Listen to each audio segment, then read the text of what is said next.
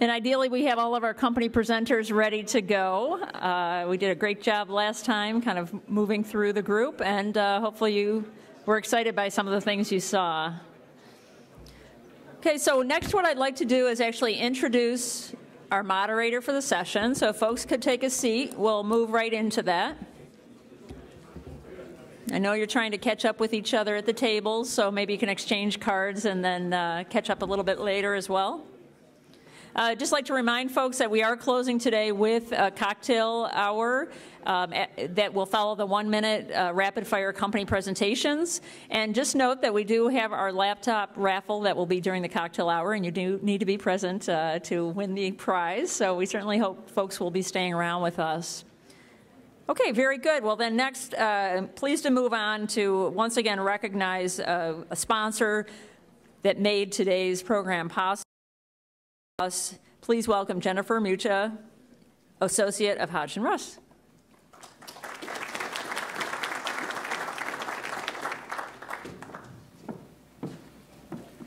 Thanks, Marnie. Hodgson Russ is proud to be a sponsor of this great event. Hodgson Russ is a law firm with over 200 attorneys across New York State. We're proud to say that our home base is here in Buffalo. We also have a presence in Florida, and we are one of the few U.S. law firms that has a presence in Canada, as we have an office in Toronto. Our goal is to assist the investors and entrepreneurs in this high-tech community, which is a world-class tech corridor. If you look just at upstate New York alone, some of our key industries include aerospace, defense, security, imaging, optics, photonics, life sciences, renewable energy, clean technology, and nanotechnology.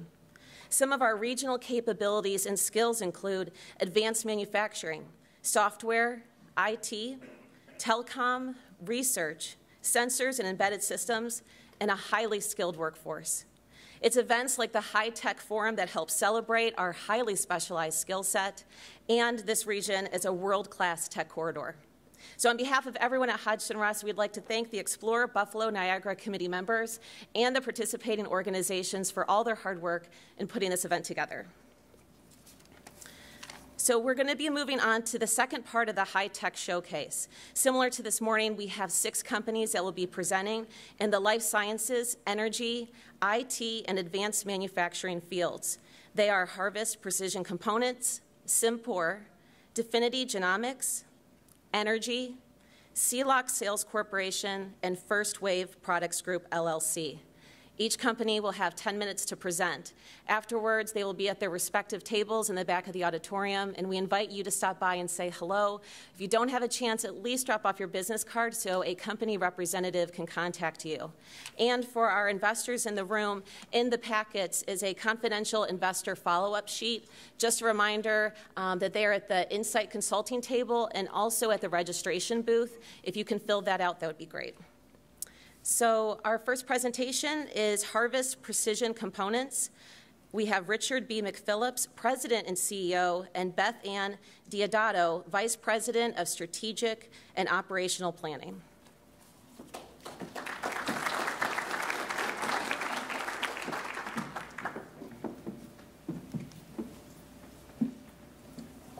Good afternoon.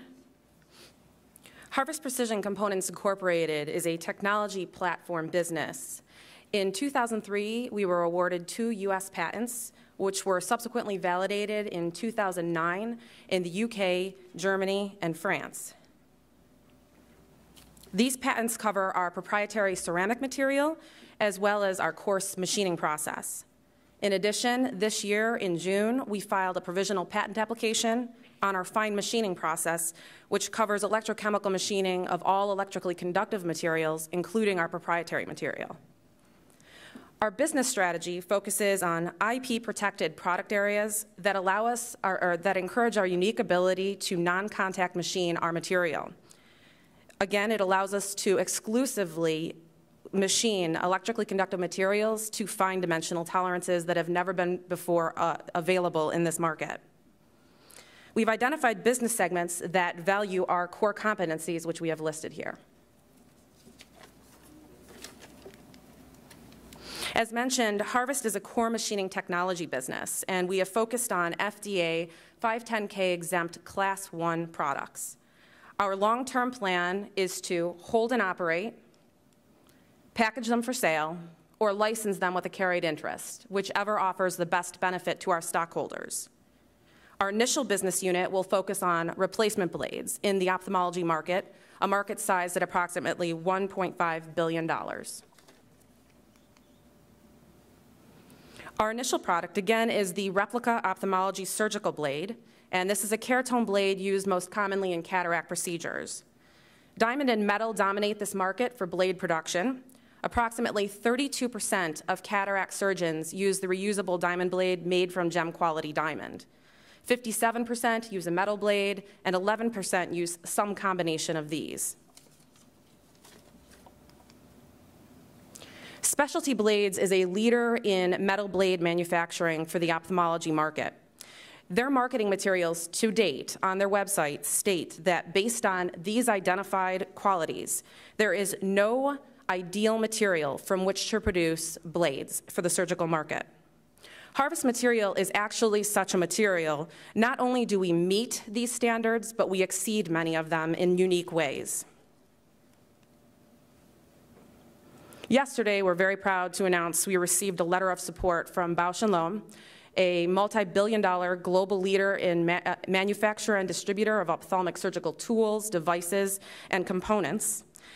This letter indicated a strong interest in working with us to complete market entry on our Keratome blade, co-develop several unique commercial products, as well as possibly provide a long-term exit strategy for our stockholders via the purchase of our blades unit. This chart was developed after B&L came to us requesting that we provide a materials comparison demonstrating the unique features of our materials compared to all other materials currently used in surgical blade manufacturing.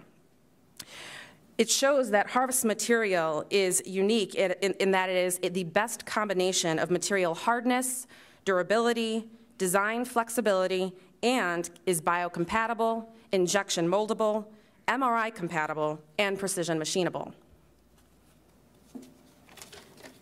Notably, diamond can be sterilized to 274 degrees Fahrenheit in comparison to our material, which can be sterilized to 1100 degrees centigrade.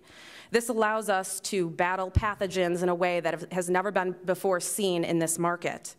Additionally, while diamond begins to corrode and oxidize at 274 degrees Fahrenheit, our material at 1100 degrees Celsius not only does not oxidize or corrode, but it does not distort under heat treatment.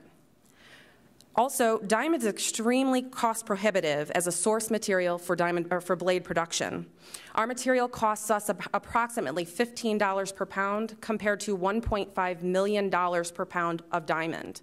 From our material, we will yield 90% of that material into commercial saleable product, while diamond produces a yield of approximately 15%. So we have a really unique niche market here. And Rick is going to wrap this up.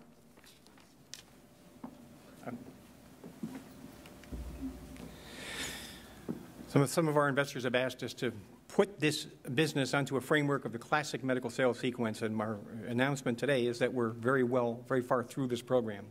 Today, our goal is to build 2 small manufacturing systems to provide the initial samples and to provide the initial sales for year 1, and this will have sufficient capacity to carry us through year 4 in our business plan. That'll take us to, in year 5, our business plan is $43 million. We'll be profitable in year 2. The IP, the liability insurance, the FDA work has been accomplished. There's 2 patents awarded, as Beth announced. Our patent position is very clear, and our trade secret system is very well in place. This is what we call our annuity feature. This is an idea in units of what our sales would look like over the next 11 years. The blue is the sale of our blades. The red is the sale of resharpening and refurbishing these blades, and this is based on 1 return per year. Surgeons return these blades for refurbishing and resharpening on the average of 1 to 3 times per year. We've taken a look at the base case, but as you can see, once you have the blade in the hands of the surgeon, you have an annuity. You have the ability to stay in contact with that surgeon and generate business. The typical resharpening fee is 80% of the original purchase price of the item. So you have an opportunity to continuously refresh your relationship at a substantial business point.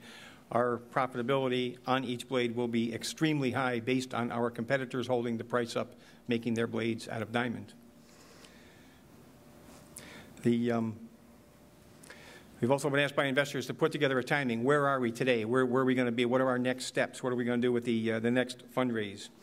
Our status today is very simple. We believe we'll have equipment ready to produce, equipment place 1 to 6 months, and we'll have prototypes available in 2 months on a very limited basis coming off the early stages of the equipment.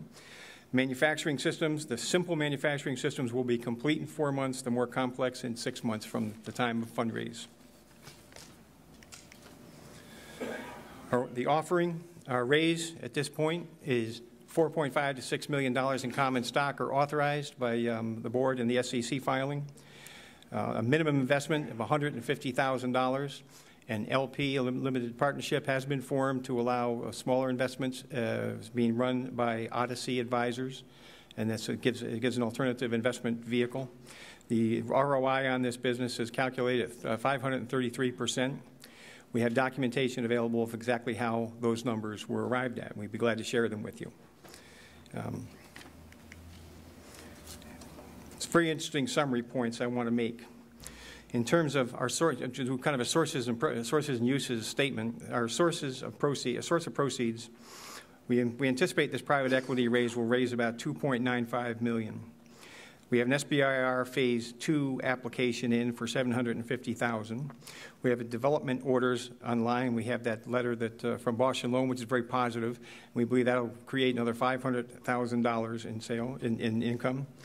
We have tacitly qualified on the front end for an SBA CDC 504 loan program, which would be about $1.5 million based on our balance sheet and based on our business plan and based on our staff and based on their tour of our facilities.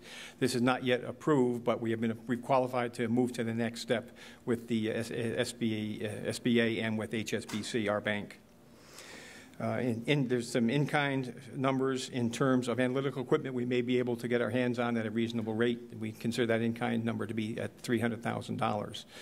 That would put us at approximately $5 million to raise for the $1.5 million we need to bring this business plan to fruition. We're very confident this is moving forward in a nice program for us. The use of proceeds will be doing what we internally call SpearGen and Generation 3 equipment. SpearGen is the simple system to make the early prototypes. Gen 3 is the more complicated system to make the more sophisticated volume. And as I say, it will handle volume through year 4 at the business plan levels.